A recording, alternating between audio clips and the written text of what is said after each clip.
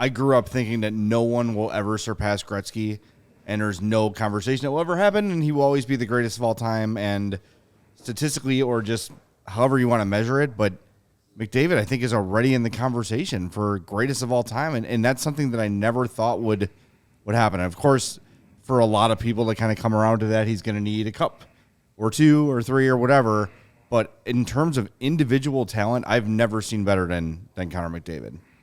Yeah, I mean, I think it's two separate discussions, right? It's individual talent and like athleticism and all that, and what you see on the ice on any given night. And then if you're going to talk about like greatest of all time, or you want to talk about like the legacy factor, you obviously like the winning has to be there in order to be considered.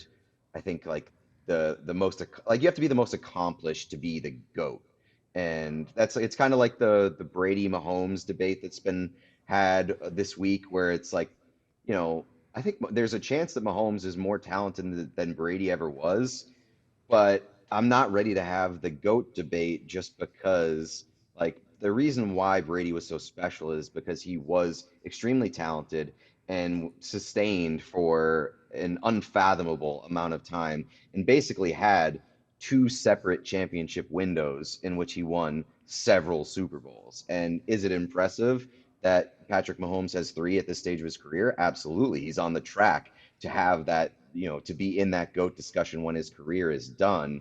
And it's impressive that we're even discussing it right now in what might be like the first third or like the first half of his career, like the first act of his career.